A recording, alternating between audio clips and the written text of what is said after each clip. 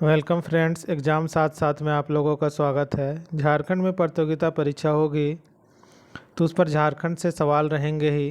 तो इससे ये वाला चैनल जो है एग्ज़ाम साथ साथ में आप लोगों को काफ़ी फ़ायदा पहुंचेगा। इसलिए आप लोग इस चैनल को लाइक शेयर और सब्सक्राइब कीजिए। तो आज मेरा क्लास का दूसरा दिन है, तो इस पर हम लोग देखते हैं झारखंड का ऐतिहासिक परिचय। देखिए क्या है। झाड़ियों एवं वनों के बहुलता के कारण इसका नाम झारखंड पड़ा। झाड़ी और वन के कारण विभिन्न कालों में झारखंड प्रदेश को विभिन्न नामों से जाना जाता था। तो पहले जो है झारखंड को हम लोग अलग अलग नामों से जानते थे। देखिए क्या क्या है। एक साइड काल लिखा हुआ, दूसरा साइड में नामकरण। तो देखिए एतरे ब्राह्मण हम लोग बोलेंगे पुंड्र या पुंडग। एतरे ब्राह्मण में पुंड्र या पुंड के नाम से जाना जाता था। एतरे ब्राह्मण में पुंड्र या पुंड याद कर लेना है दोस्तों। ये वायु पुराण में मुरंड, वायु पुराण में मुरंड। वायु देखिए यहाँ पर वायु आया, वायु में मुरंड होगा। समुद्रगुप्त की प्रयाग प्रशस्ति में मुरुंड। देखिए दोनों में थोड़ा अंतर है, यह है मुरुंड और वो था वायु पुराण में मुरंड। विष्णु पुराण में मुंड, विष्णु पुराण में मुंड। तो देखिए फिर से हम लोग चारों को एक बार देख लेते हैं। एतरे ब्राह्मण में पुंड्र या पुंड, ठीक है। वायु पुराण में मुरंड होगा, ठीक है, मुरंड। देखिए और समुद्रगुप्त वाला में यहाँ पर एक आ गया रू, ठीक है, तो ये हो जाएगा मुरुंड, ठीक है। विष्णु पुराण में मुंड। भागवत पुराण में किकिट प्रदेश, भागवत पुराण में क्या, किकिट प्रदेश। महाभारत में कहा गया है पुंडरिक देश या पशु भूमि, दोनों में से एक ही, जिसको भी आप लोग, लेकिन महाभारत में पुंडरिक देश ये है, ये पूछा भी गया है एग्जाम में। पूर्व मध्यकालीन संस्कृत साहित्य में कलिंद देश, पूर्व मध्यकालीन संस्कृत साहित्य में कलिंद देश कहा गया है। पूर्व मध्य 13वीं सदी के ताम्रपत्र में किसको, झारखंड। देखिए झारखंड किस नाम से, झारखंड को किस पर बोला गया है। 13वीं सदी के ताम्रपत्र में, तारीख़ फिरोज शाही में, तारीख़ बंगला में, सियार उल मुतखरीन में, कबीर और जायसी द्वारा। अकबरनामा में भी झारखंड ही कहा गया। देखिए 1 2 3 4 5 6 जगह। तो इसमें से पूछा जा सकता है कि ऑप्शन दिया रहेगा, बोलेगा किस पर झारखंड को झारखंड ही नाम से जाना गया है।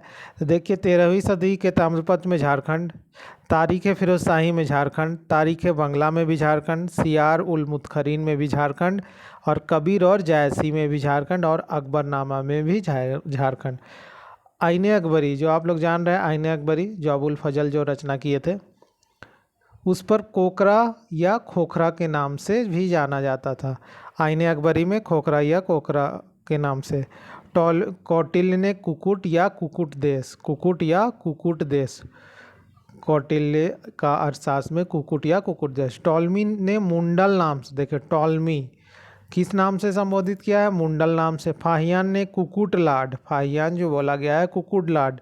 ह्वेनसांग ने किलो, किलो ना सुफलाना कहीं कहीं लिखा हुआ है, यहाँ देखिए कीना सुफालाना या कर्ण सुवर्ण के नाम से। मुगल काल में खुखरा या कुकरा, खुखरा कहेंगे या कुकरा कोई भी। तुजुक जहांगीरी में खोखरा, देखिए अंतर है यहाँ पर, ठीक है, खोखरा हो जाएगा तुजुक जहांगीरी में खोखरा, तुजुक जहांगीरी में आप लोगों को खोखरा, और मुगल काल में खुखरा या कुकरा। ईस्ट इंडिया कंपनी के शासनकाल में छोटा नागपुर कहा गया है, छोटा नागपुर, ठीक है। और देखते हैं दोस्तों, तो ह्वेनसांग ने राजमहल क्षेत्र को किचिंग काइला, काफ़ी महत्वपूर्ण, राजमहल क्षेत्र को किस नाम से, किचिंग काइला, और इसके पहाड़ी क्षेत्र को दमीने को, राजमहल क्षेत्र को किचिंग काइला और पहाड़ी क्षेत्र को दमीने को शब्द का प्रयोग किया। तो प्रश्न पत्र यहाँ प्रश्न ये बन सकता है कि राजमहल क्षेत्र को ह्वेनसांग ने किस नाम से, तो किचिंग काइला को, और पहाड़ी क्षेत्र को दमीने को। कैप्टन टर्नर के सर्वेक्षण के आधार पर 1837 में दमीने को की स्थापना की गई थी। तो दमीने को की स्थापना कब हुई, 1837 में। प्राचीन काल में संथाल परगना क्षेत्र को नरीखंड या कांगजोल नाम से संबोधित किया गया है, काफ़ी महत्वपूर्ण। प्राचीन काल में संथाल परगना को किस नाम से जाना जाता था? नरीखंड से, और बाद में फिर उसी को कांकजोल से जाना जाता था। 1833 के दक्षिण पश्चिम फ्रंटियर एजेंसी की स्थापना के बाद एजेंसी का मुख्यालय विल्किंसनगंज या किशुनपुर के नाम से जाना जाता था। बोला जा रहा है कि 1833 में दक्षिण पश्चिम फ्रंटियर एजेंसी का स्थापना हुआ, उसके बाद इसका मुख्यालय को हम लोग विल्किंसनगंज या फिर किशुनपुर के नाम से जानते हैं, जिसे बाद में रांची के नाम से जाना गया। इसको ही बोला जा रहा है कि बाद में हम लोग जो रांची कह रहे हैं यही है विल्किंसनगंज या किशुनपुर। अब देखिए झारखंड में आदिवासी लोग का प्रवेश जो हुआ तो कहाँ से? जनजाति या सूर जनजाति है। झारखंड का प्राचीनतम जनजाति है जो रांची, लोहरदगा और गुमला में मिलेगा सर्वाधिक। रांची, लोहरदगा, गुमला। असुर, असुर का काम तो जानते हैं, लोहा गलाना जो उन लोगों का जो पेशा। बिरजिया, बिरहोर और खड़िया संभवतः कैमूर की पहाड़ियों से होकर छोटानागपुर में प्रवेश किया। संभवतः जो है कैमूर का पहाड़ी से बोला जाता है कि पहाड़ी से होकर छोटानागपुर में उनका प्रवेश हुआ। कोरवा के बारे में वैसे कुछ जानकारी नहीं है। मुंडा, उरांव और हो, मुंडाओं ने नागवंश की स्थापना में योगदान दिया था। नागवंश का स्थापना में उन लोग योगदान दिया था। किसने? मुंडा, उरांव और हो। उरांव झारखंड में राजमहल और पलामू नामक मुंडा लोग जो नागवंश का स्थापना में, मुंडा लोग नागवंश की स्थापना में।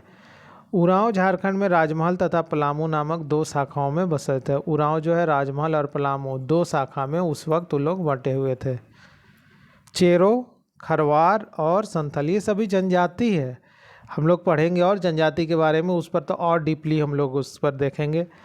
1000 ईसा पूर्व तक चेरो, खरवारों और संथालों को छोड़कर झारखंड में पाई जाने वाली सभी जनजातियां छोटानागपुर क्षेत्र में बस चुकी थी। बोला जा रहा है 1000 ईसा पूर्व तक बोला जा रहा है ये जो जनजाति है खरवार, देखिए चेर, खरवार और संथाल को छोड़कर झारखंड में पाए जाने वाले सभी जनजाति आके बस चुका था। ये तीन को छोड़कर चेर, खरवार और संथाल को, बाकी सब बस चुका था। पूर्व मध्यकाल में संथाल हजारीबाग में बसे और ब्रिटिश काल में संथालों का विस्तार संथाल परगना क्षेत्र में हुआ। बोला जा रहा है पूर्व मध्यकाल में संथाल जो है हजारीबाग में आकर बस गए और ब्रिटिश काल में संथाल का विस्तार जो हो गया संथाल परगना क्षेत्र में हुआ। उम्मीद करता हूँ दोस्तों आप लोगों को ये वीडियो पसंद आया होगा, तो इस वीडियो को आप लोग ज़्यादा से ज़्यादा लाइक, शेयर और सब्सक्राइब कीजिए। Okay, thank you.